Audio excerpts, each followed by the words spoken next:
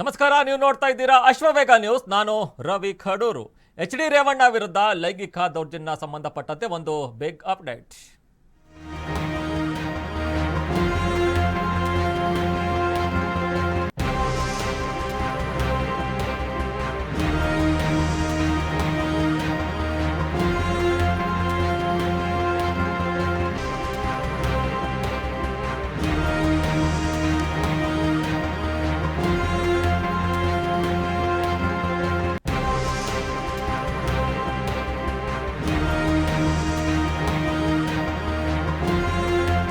H D Revanna ವಿರುದ್ಧ ಲೈಂಗಿಕ ದೌರ್ಜನ್ಯ ಕೇಸ್. ನಿರೀಕ್ಷಣಾ ಜಾಮೀನು ಕೋರಿ ರೇವಣ್ಣ ಅರ್ಜಿಯನ್ನ ಸಲ್ಲಿಕೆ ಮಾಡಿದ್ರು. ರೇವಣ್ಣ ಪ್ರಜ್ವಲ್ಗೆ 3ನೇ ನೋಟಿಸ್ ಅನ್ನ ನೀಡಲು ಸಿದ್ಧತೆಯನ್ನು ಕೂಡ SIT ಮಾಡಿಕೊಂಡಿದೆ. ಇಬ್ಬರಿಗೂ ಕೂಡ 3ನೇ ಬಾರಿಗೆ SIT ನೋಟಿಸ್ ಅನ್ನ ನೀಡಲು ಈಗಾಗಲೇ ಸಜ್ಜಾಗಿರುವಂಥದ್ದು. 2 ನೋಟಿಸ್ ನೀಡಿದ್ರು ಕೂಡ ವಿಚಾರಣೆಗೆ ಹಾಜರಾಗಿಲ್ಲ. ಈಗಾಗಲೇ ನೋಡ್ತಾ ಇದ್ದೀವಿ, ಸಾಕಷ್ಟು ರಾಜ್ಯಾದ್ಯಂತ ಚರ್ಚೆಯಲ್ಲಿ ಇರುವಂಥದ್ದು ನೋಡ್ತಾ ಇದ್ದೀವಿ. ಪ್ರಮುಖವಾಗಿ ರೇವಣ್ಣ ವಿರುದ್ಧ ಮತ್ತು ಪ್ರಜ್ವಲ್ ರೇವಣ್ಣ ವಿರುದ್ಧ ಆರೋಪ ಕೂಡ ಕೇಳಿ ಬಂದಿರುವಂಥದ್ದು ನೋಡ್ತಾ ಇದ್ದೀವಿ. ಸಾಕಷ್ಟು ರಾಜ್ಯ ರಾಜಕಾರಣದಲ್ಲಿ ಹೊಸ ಸಂಚಲನವನ್ನೇ ಸೃಷ್ಟಿ ಮಾಡಿದೆ ಪೆನ್ಡ್ರೈವ್ ಪ್ರಕರಣ. ಅದಕ್ಕೆ ಸಂಬಂಧಪಟ್ಟಂತೆ ಈಗಾಗಲೇ ಹಲವು ನಾಯಕರು ಕೂಡ ಮಾತನಾಡ್ತಾ ಇದ್ರು. ಹಾಸನದಲ್ಲಿ ಅಶ್ಲೀಲ ವಿಡಿಯೋ ವೈರಲ್ ಪ್ರಕರಣಕ್ಕೆ ಸಂಬಂಧಪಟ್ಟಂತೆ SIT ತನಿಖೆ ಈಗಾಗಲೇ ಚುರುಕಾಗಿದೆ.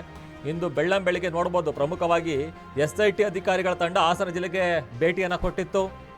ಮಹತ್ವದ ಮಾಹಿತಿಯನ್ನು ಕೂಡ ಸಂಗ್ರಹ ಮಾಡಿರುವಂಥದ್ದು. ಯಾಕಂತ ಹೇಳಿದ್ರೆ ಮೊದಲ ಬಾರಿ ನೋಟಿಸ್ ಕೊಡ್ತಾರೆ, 2ನೇ ಬಾರಿ ಕೂಡ ನೋಟಿಸನ್ನು ಕೊಡ್ತಾರೆ, ಆದರೆ ವಿಚಾರಣೆಗೆ ಹಾಜರಾಗೋದಿಲ್ಲ. ಆ ಹಿನ್ನೆಲೆಯಲ್ಲೇ ಯಾಕಂತ ಹೇಳಿದ್ರೆ ಈಗಾಗಲೇ ನೋಡ್ತಿದ್ದೀವಿ, ಪ್ರಜ್ವಲ್ ರೇವಣ್ಣ ಭಾರತದಲ್ಲೇ ಇಲ್ಲ, ಅವರು ಹೊರದೇಶದಲ್ಲೆಲ್ಲೋ ಇದ್ದಾರೆ. ಆ ಹಿನ್ನೆಲೆಯಲ್ಲೇ ಅವರನ್ನು ಕರೆದಿರಬೇಕು. ಈಗಾಗಲೇ ಅದು ಕೂಡ ಆಗ್ತಾ ಇರುವಂಥದ್ದು. ಅವರು ಕೂಡ ಒಂದು ಟ್ವೀಟನ್ನು ಮಾಡಿದರು, ನನಗೆ ಕಾಲಾವಕಾಶ ಬೇಕಾಗತ್ತೆ, ನಾನು ಬೆಂಗಳೂರಿನಲ್ಲಿ ಇಲ್ಲ, ನನಗೆ ಸ್ವಲ್ಪ ದಿನ ಕಾಲಾವಕಾಶವನ್ನು ಮಾಡಿಕೊಡಿ ಅಂತ SITಗೆ ಮನವಿ ಕೂಡ ಮಾಡಿರುವಂಥದ್ದು ನೋಡ್ತಾ ಇದ್ದೀವಿ. ಆ ಸಂಬಂಧ ಈಗಾಗಲೇ SIT ಅಧಿಕಾರಿಗಳಿಂದ ಈಗಾಗಲೇ ತನಿಖೆ ಕೂಡ ಬಹಳ ಚುರುಕಾಗ್ತಾ ಇದೆ. ಇಂದು ಮುಂಜಾನೆ 3:15ಕ್ಕೆ 5 ವಾಹನಗಳಲ್ಲಿ ವಿಶೇಷ ತನಿಖಾ ತಂಡ ಕೂಡ ಆಗಮಿಸಿತ್ತು ಅವರ ಮನೆ ಹತ್ರ. ಇನ್ನು ಹೊಳೆನರಸೀಪುರ ತಾಲೂಕಿನ ಪಡಲಹಿಪ್ಪೆ ಗ್ರಾಮದಲ್ಲಿ ಅವರ ಫಾರ್ಮ್ ಹೌಸ್ ಇದೆ. ಆ ಫಾರ್ಮ್ ಹೌಸ್ನಲ್ಲಿ ಈಗಾಗಲೇ ಸೀಮಾ ಅವರು ನೇತೃತ್ವದ SIT ತಂಡ ಭೇಟಿಯನ್ನು ನೀಡಿರುವಂಥದ್ದು ನೋಡ್ತಾ ಇದ್ದೀವಿ. ಈಗಾಗಲೇ 2 ಫಾರ್ಮ್ ಹೌಸ್ಗೂ ಕೂಡ SIT ಅಧಿಕಾರಿಗಳು ಭೇಟಿ ನೀಡಿ ಪರಿಶೀಲನೆ ಕೂಡ ಮಾಡ್ತಾ ಇರುವಂಥದ್ದು. SIT ಅಧಿಕಾರಿಗಳು ಪ್ರಮುಖವಾಗಿ ಅಶ್ಲೀಲ ವಿಡಿಯೋ ಚಿತ್ರೀಕರಣದ ಸ್ಥಳದ ಬಗ್ಗೆ ಮಾಹಿತಿಯನ್ನು ಕಲೆ ಹಾಕ್ತಾ ಇದ್ದಾರೆ.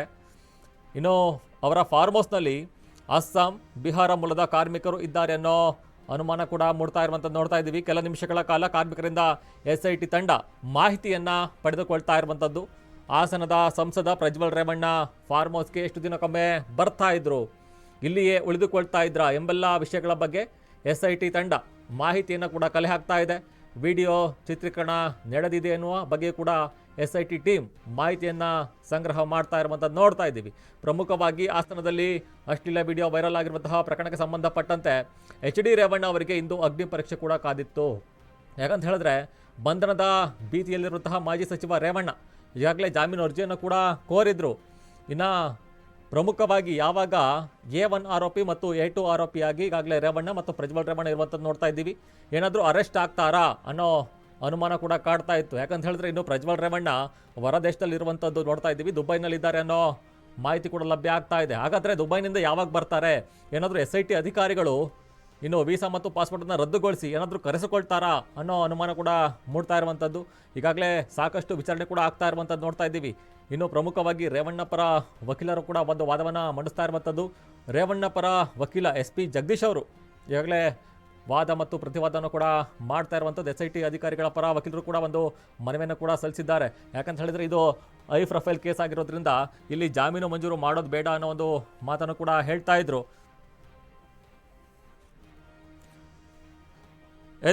ಇದೇ ವಿಷಯಕ್ಕೆ ಸಂಬಂಧಪಟ್ಟಂತೆ ದೂರವಾಣಿ ಸಂಪರ್ಕದಲ್ಲಿ ನಮ್ಮ ಸಹೋದ್ಯೋಗಿ ಓಂ ಪ್ರಕಾಶ್ ಕೂಡ ಇರುವಂಥದ್ದು. ಓಂ ಪ್ರಕಾಶ್, ಈಗಾಗಲೇ ನೋಡ್ತಾ ಇದ್ದೀವಿ, SIT ಅಧಿಕಾರಿಗಳು 1 ಬಾರಿ ಅಲ್ಲ 2 ಬಾರಿ ನೋಟಿಸ್ ಜಾರಿ ಮಾಡಿದ್ರು ಕೂಡ ಇನ್ನೂ ವಿಚಾರಣೆಗೆ ಹಾಜರಾಗಿಲ್ಲ ರೇವಣ್ಣ ಮತ್ತು ಪ್ರಜ್ವಲ್ ರೇವಣ್ಣ. 3ನೇ ಬಾರಿಗೆ ನೋಟಿಸ್ ಅನ್ನು ಜಾರಿ ಮಾಡಲು ಈಗಾಗಲೇ ಸಿದ್ಧತೆಯನ್ನ ಮಾಡಿಕೊಂಡಿದ್ದಾರೆ SIT ಅಧಿಕಾರಿಗಳು. ಇದ್ರ ಬಗ್ಗೆ ಏನೆಲ್ಲ ಅಪ್ಡೇಟ್ಸ್ ಇದೆ?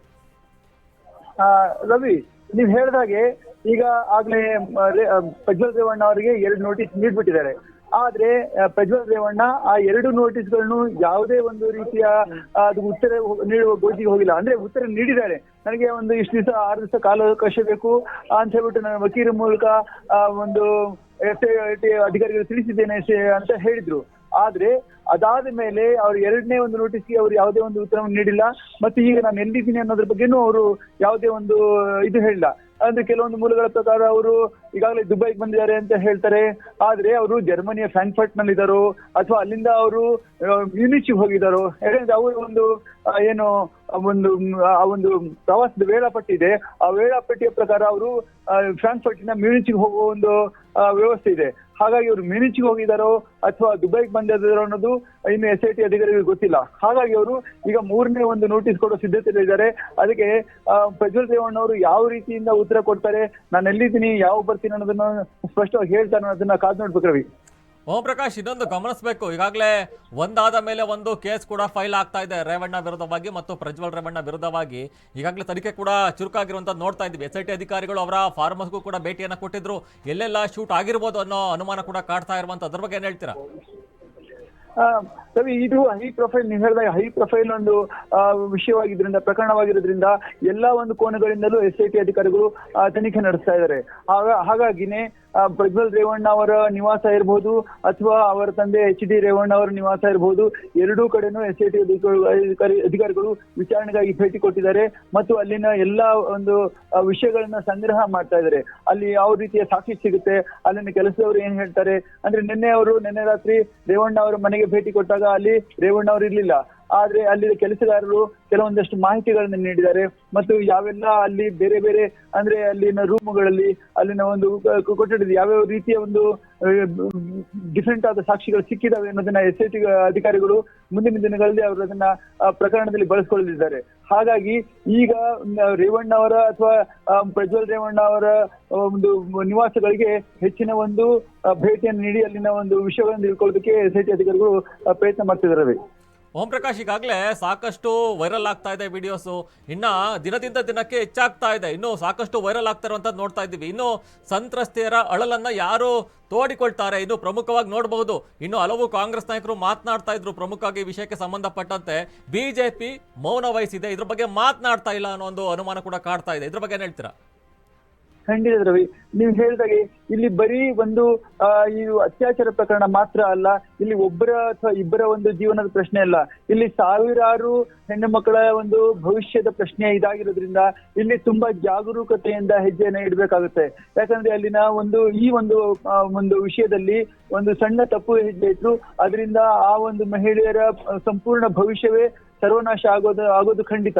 ಹಾಗಾಗಿನೇ ಇಲ್ಲಿ ಸರ್ಕಾರ ಒಂದು ನಿಧಾನವಾದ ಹೆಜ್ಜೆ ಇಟ್ರೆ ಮುಂದೆ ಆದ್ರೆ ಒಂದು ವಿರೋಧ ಪಕ್ಷಗಳು ಮಾತ್ರ ಇಲ್ಲಿ ಯಾಕೆ ನೀವು ನಿಧಾನ ಮಾಡ್ತಿದ್ದೀರಾ ಅಂತ ಕೇಳ್ತಾ ಇದ್ದಾರೆ. ಇಲ್ಲಿ ಬಿಜೆಪಿ ಪಕ್ಷ ಮಾತ್ರ ಬೇರೆ ಒಂದು ವಿಷಯಗಳಲ್ಲಿ, ಅದು ಹುಬ್ಬಳ್ಳಿಯ ಒಂದು ನೇಹ ಒಂದು ಹತ್ಯೆ ಇರ್ಬೋದು ಅಥವಾ ಬೇರೆ ಇನ್ಯಾವುದೋ ಒಂದು ಇದು ಇರ್ಬೋದು, ಒಂದು ಉಡುಪಿಯಲ್ಲಿ ಒಂದು ಸ್ಕೂಲಲ್ಲಿ ಒಂದು ಚಿಕ್ಕ ಗಲಾಟೆ ಆಯ್ತು, ಅದಕ್ಕೆ ರಾಷ್ಟ್ರೀಯ ಒಂದು ಇದು ಮಹಿಳಾ ಇವ್ರನ್ನೇ ಕರೆಸ್ಬಿಟ್ಟಿದ್ರು. ಆದ್ರೆ ಇಲ್ಲಿ ಮಾತ್ರ ಬಿಜೆಪಿಯವರು ಈ ಒಂದು ಪ್ರಕರಣದಲ್ಲಿ